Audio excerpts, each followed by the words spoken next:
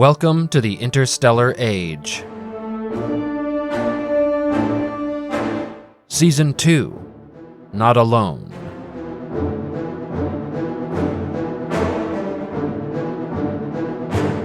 Episode 7, The Kyrans, 500 BTSY to TSY 2270.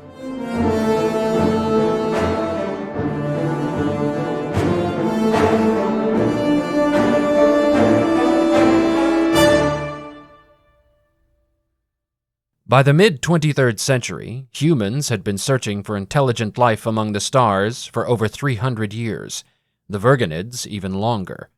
Other than the epical discovery of Earth by the virgonids in the 19th century TSY, those long and painstaking efforts had thus far yielded thin results. This Great Silence, as it was called on Earth in the 20th and 21st centuries, was, in retrospect, explicable by a number of factors. First, while life is commonplace in the galaxy, intelligent life is rare, and technologically advanced intelligent life rarer still. Long-range detection of basic life with late 21st century technology proved relatively easy, simplifying the human colonization project.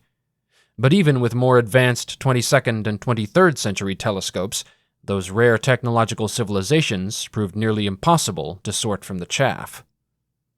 Early human efforts focused on the search for radio and microwave signals, which, we now know, technological civilizations tend to produce for only a short period of time before either dying out or switching to more advanced and harder-to-detect methods of communication.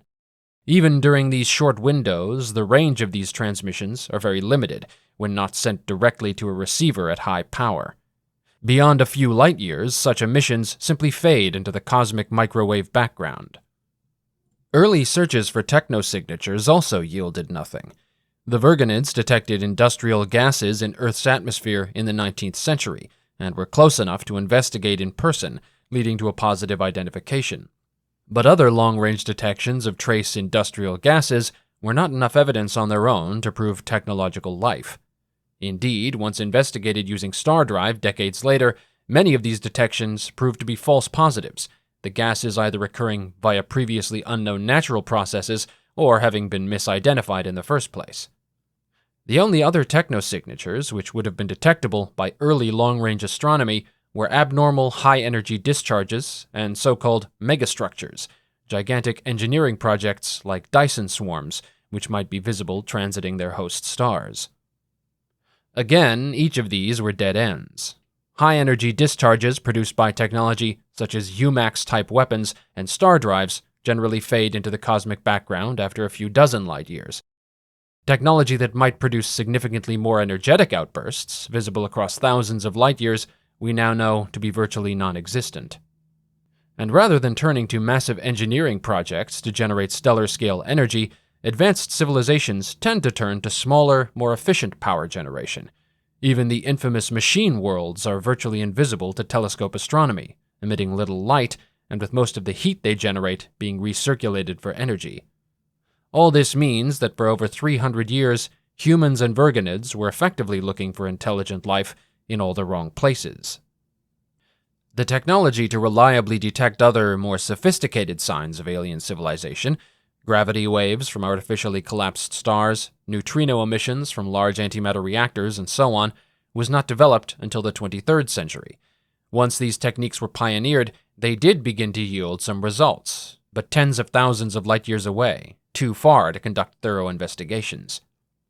Meanwhile, a combination of long-range biosignature detection and drone reconnaissance helped human and virgonid explorers discover a number of intelligent alien species much closer to settled space. But these were at an extremely low level of civilizational development. None had yet reached industrialization. These were put under distant observation. In 2252, the TIU, the Greater Hive, the Big Two space corporations, and Frontier signed the Helvetios Accords, a multilateral treaty permanently marking any star systems inhabited by indigenous intelligent life as off-limits for colonization, resource exploitation, or development of any kind. All parties agreed to police the agreement and prevent any violation of the treaty terms by non-signatory human parties, a landmark step in the development of interstellar law, of the human attitude toward less advanced alien civilizations, and of the legitimacy of frontier in the eyes of the TIU. More wildcat colonies would sign on to the agreement over the coming decades, and frontierite forces would occasionally be committed to prevent non-signatory wildcats from attempting to settle these restricted systems. But despite these discoveries and the scientific knowledge that long-range observation yielded, by 2260, no technologically advanced alien civilizations had yet been discovered, disappointing many human and virgonid searchers. They might not have been disappointed had they known what else was truly out there, and much closer than anyone would have guessed. On 20th and 21st century Earth, a hypothetical solution to the Great Silence was formulated by a number of science fiction authors. Called variously the Deadly Probes, the Vicious Jungle, or the Dark Forest, the hypothesis was deceptively simple. Essentially, it postulated that the galaxy might well be filled with intelligent technological civilizations, all of them silent, taking extraordinary measures to remain undetected. These silent civilizations would be divided into three categories: hunters, lurkers, and prey. Hunters would remain silent and hidden, the better to stalk and destroy other civilizations. Lurkers would try to go unnoticed, avoiding the attentions of the hunters, while any loud civilizations, such as pre-First Contact Earth, would have been, in the words of 20th century author Greg Bear, like an infant lost in the woods, crying its heart out, wondering why no one answered, drawing down the wolves. These theories were largely predicated on the assumption that, given the finite resources of any galaxy and the tendency of all civilizations to expand to meet their resource needs, sufficiently advanced civilizations would inevitably come into contact and competition with one another. The potentially vast gulf in understanding and modes of thought between alien species, which evolved on different worlds, would make cooperation difficult, if not impossible. Thus, if any civilization wished to guarantee its own long-term survival, it would have to destroy or subjugate any other intelligent species it discovered. Interstellar history has thus far proved this basic premise severely flawed. Galactic mineral and metal resources, while theoretically finite, are functionally limitless. Vast numbers of uninhabited, unclaimed systems hold equally vast mineral wealth. Fuel for fusion reactions, such as hydrogen and helium-3, are also virtually limitless, and self-replenishing due to the life cycles of stars and planets. So is antimatter, given the viability of mining from natural and artificial microquasars. This is to say nothing of more advanced, still theoretical methods of power generation, such as zero-point energy and the theorized viability of energy-to-matter transmutation. These could enable more advanced civilizations than our own to create literally unlimited material resources, long before they might have exhausted naturally occurring galactic resources. Additionally, many alien species have proved remarkably similar to humans in modes of thinking and methods of communication, such as the virgonids, Melekine, Oramites, and Uni, to name but a few.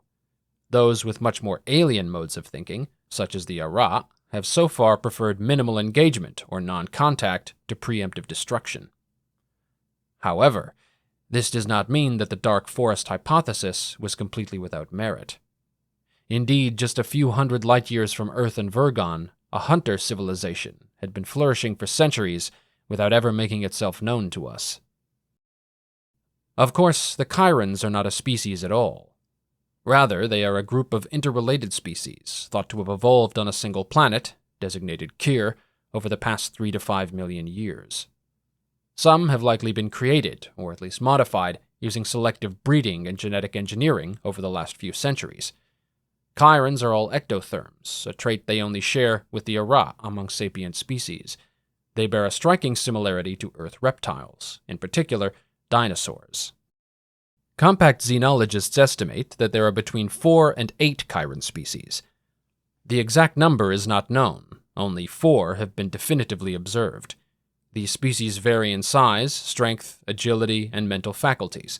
Most reproduce sexually, with males inseminating females who then lay and care for eggs, though some species have no discernible gender and may not be capable of reproducing naturally at all. Kyran society is based on a rigid species caste system. Each species fills a defined role in society, and individuals appear rarely, if ever, to perform roles outside their caste. The Kyran names for these species and their associated castes are either unknown or vary widely from one clan dialect to another. As such, they have been given compact designations for ease of reference, using naming conventions borrowed from Terran dinosaurs. One of the ruling classes in the Kyran caste system are the pterygids, feathered rulers. They are 5 to 7 feet tall, similar in appearance to ancient Earth Eotyrannus and Velociraptor. Pterygids are highly intelligent. They have a reputation for cunning and deception, both among their enemies and their own people. Only a handful of bodies have ever been retrieved for direct study. None have been captured alive. Compact xenologists believe they evolved from pack hunters and may have domesticated or subjugated other less intelligent species of Kyran long ago, using them as warriors and workers. The other ruling species in the Kyran hierarchy are the steparchids, crowned rulers. With an average height of 7 feet, they are similar to ancient Earth Dilophosaurus, though with longer, more dexterous arms, forward-facing eyes, and more pronounced and intricate cranial ridges. Unlike the pterygids, they have no feathers. Females have brightly colored skin patterns, while males have duller skin tones, the opposite paradigm to the pterygids, where the male of the species has brighter feathers and the female duller. Steparchids are reputed to be less cunning and deceptive than their pterygid cousins, but more brutal, iron-fisted rulers. The soldier caste of the Kyran hierarchy are the argotids, brutal soldiers. They are similar in appearance to Allosaurus and other large carnivores from the Terran dinosaur era, with side-facing eyes, powerful limbs, a large tail, and a long, powerful jaw. The argotids have hands dexterous enough to operate weapons and other military technology. They seem to be of lower intelligence than the archid species, though they possess advanced physical problem-solving capabilities. The argotids' average height varies considerably, between 5 and 10 feet. Originally, these varied specimens were thought to be from different subspecies, or perhaps the same species at different ages. However, autopsies have revealed that the variants are all from the same species, have been bred or engineered for different battlefield roles. Smaller variants are preferred for boarding actions, for example. All captured argotids are of a single gender, sterile, without sexual organs of any kind. Biologists are split over whether all argotids are clones, or whether they are a trigender species, with male and female breeding pairs capable of producing a third, sterile gender. The latter theory is favored on the basis of subject populations' observations of smaller, more docile examples of the species. In any case, it is believed that argotid breeding has been highly engineered. In fact, the third, warrior gender, may be a complete invention of genetic engineering. The lack of an urge to reproduce seems to lend the warrior gender a weaker self-preservation instinct, making them ideal as shock troops or cannon fodder. Argotids appear to have a spoken language that differs considerably from that of the archid species, though they are observed to obey verbal commands in the archid languages. Their own language is much simpler, though unlike the archids, it has never been fully translated. The worker species in the Kyran caste system are the Kyrans, strong workers. They are similar in appearance to ancient Earth hadrosaurs, capable of rapid movement on 4 limbs or slower movement on 2, using forward limbs for gripping, carrying, and manipulating. Kyranids are rarely seen. On occupied worlds, subject populations are typically used as slave labor to perform most menial and manual tasks. Kyranids are only brought in to work on projects subject populations cannot be trusted with. Few specimens of the worker species have been captured. Like the argotids, they appear to be monogender. In their case, though, they are capable of swapping male and female roles depending on breeding requirements and availability, a process genetically similar to that of the virgonids. No spoken language has been observed, though like the argotids, they are capable of obeying verbal commands in archid languages. A fifth category, the smergonids, little workers, have also been observed, but xenologists have yet to determine conclusively whether these are a separate species or a subtype of Kyrannid. 2 more species are believed to exist, the Sklekarchids, hard-headed, a possible additional worker caste, and the Euphorinids, inventors, a possible engineer-scientist caste. The primary social, cultural, military, and governmental unit of the Kyran species is the clan, a term applied by human xenologists based on a perceived similarity to ancient Earth sociocultural groups. Clans are ruled by a hierarch, a warlord with absolute power. The position appears to be partly hereditary, although in at least some situations, a candidate for hierarch has had to fight challengers to the death to assume or maintain his position. Each clan hierarch has a household, mostly made up of his extended relations. This includes those who have been adopted into the family structure as a reward for service and loyalty. The household forms the core of the hierarch's military cadre. There is a descending hierarchy of vassals below the hierarch, owing homage to those above them in a vaguely feudal system. Vassals are responsible for raising, training, and equipping military forces to serve at the hierarch's command. On subject worlds, they are responsible for the management and disposition of slave populations. Beyond the clan and caste systems, little is known about Kyran culture. They are a completely closed society, allowing virtually no information in or out. Even after 250 years of contact, most of what we know comes from observation, inference, and military intelligence. Culture does vary considerably from clan to clan and species to species, as it does between human societies. But dominance and violence are key parts of the shared Kyran culture. Warfare seems to have some level of ritual significance, at least to the warrior and ruler castes. The Kyrans produce art, though its meaning is generally not known. Sculptures and other visual art have been observed on subject worlds, though there it usually serves a propaganda purpose. Those same subjects have also observed Kyran Archid castes consuming other forms of visual or auditory art, some of which appears to be narrative in nature. Again, the stories and their meaning are not known. Compact xenologists caution against drawing too many conclusions about broader Kyran culture from these observations. Our data comes almost exclusively from Kyran military and occupation forces. While it is inarguable that these, and the leadership of the clans, are uninterested in peace, there are likely other elements of Kyran society that are not exclusively geared toward warfare. It is believed that the Archid castes keep the virgonids, if they exist, hidden from the other species as much as from aliens. It is likely that they are highly intelligent, physically weak, and docile. Much of the Kyran's advanced technology is believed to have been reverse-engineered by this caste. It is also possible that there is an artist subcaste, perhaps drawn from the observed but never examined smergonid species, and even that some individuals from the Archid castes create art. Like their culture, most of the Kyran's pre-contact history is opaque. Major military and political events are referenced in captured documents. Years for these events have been estimated based on other data, but the many years between these events are a black hole for compact historians. Wars are believed to have been endemic to the homeworld of Kyr, a word which, in all Kyran languages, means battlefield.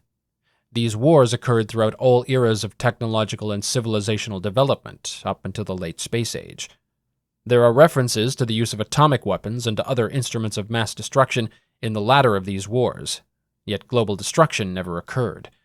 This makes the Kyrans the only known galactic civilization to survive an era of nuclear-armed world wars without global unification.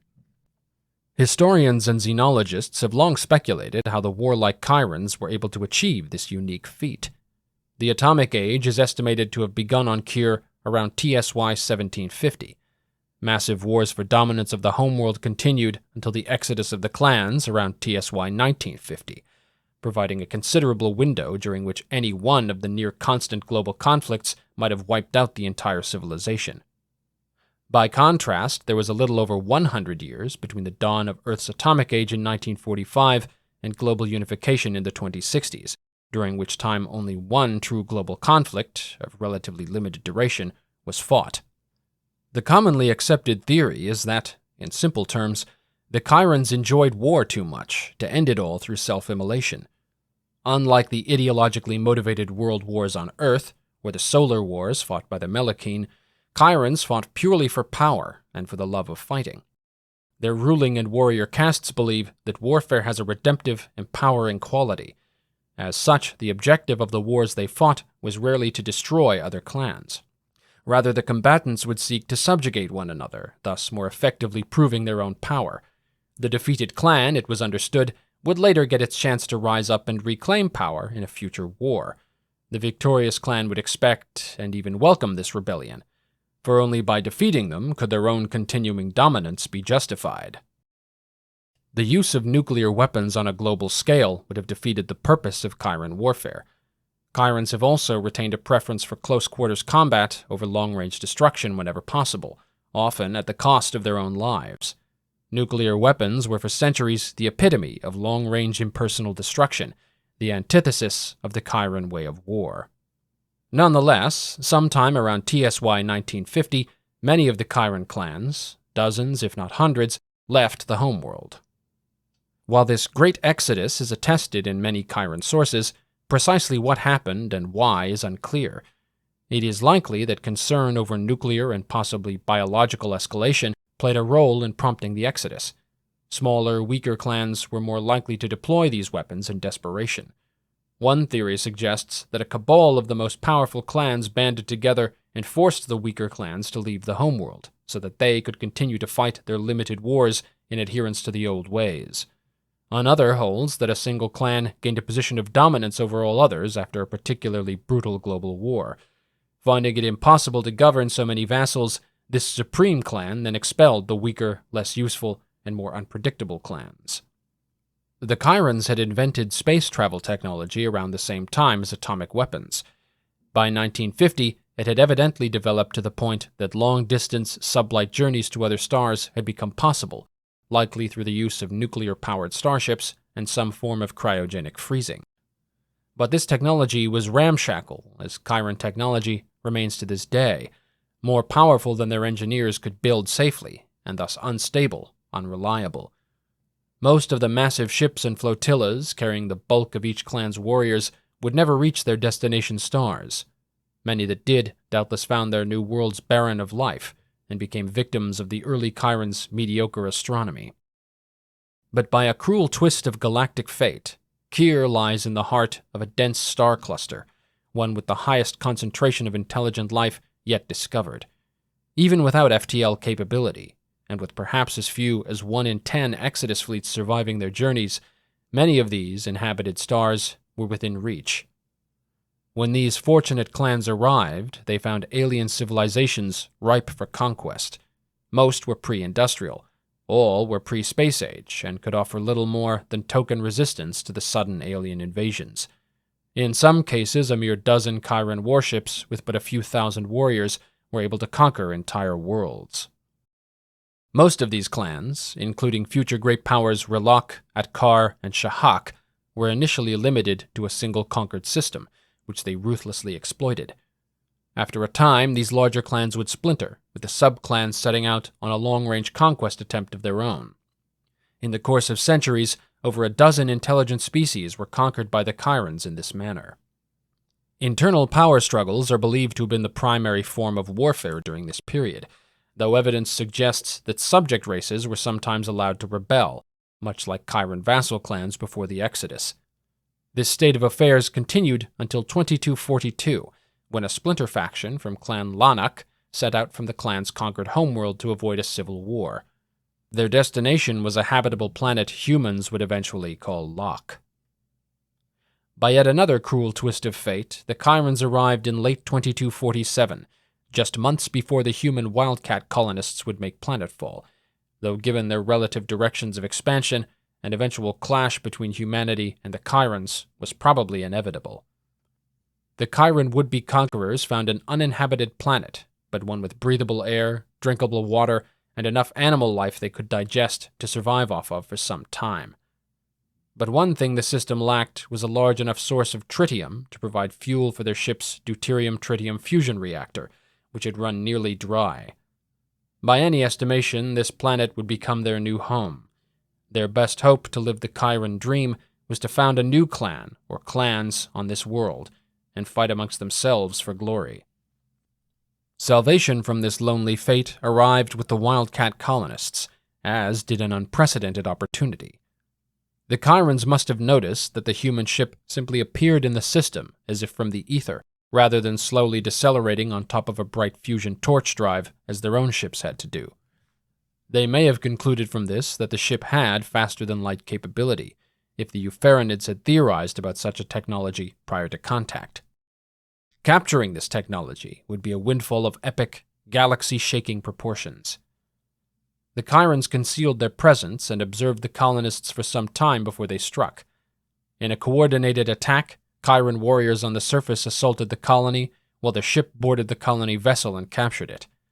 The Kyrans were utterly ruthless, slaughtering most of the colonists.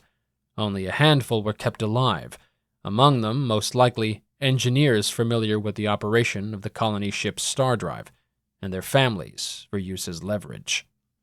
No record of the fate of these unfortunates survives, but they were most likely coerced into either instructing the Kyrans in the operation of their ship or operating it for them. The raiders abandoned their own vessel after grafting a number of its weapons onto the colony ship. Then they flew the human vessel back to Lanark, completing in weeks a journey that had taken them years. What happened next is uncertain, but some facts are generally agreed upon by the available sources. The Splinter faction launched a successful coup, leveraging their possession of star drive technology to take over the leadership of Lanark, and promised the conquest of a new, powerful, but unsuspecting foe, humanity. The survivors of Locke may have been paraded before the clan's warriors, demonstrating their ripeness for conquest. But before the conquest of humanity could begin, the star drive would have to be reverse-engineered. It seems that this effort was initially unsuccessful, possibly due to the Kyrans' inability to translate the matter-antimatter power system to their own relatively primitive fusion reactors.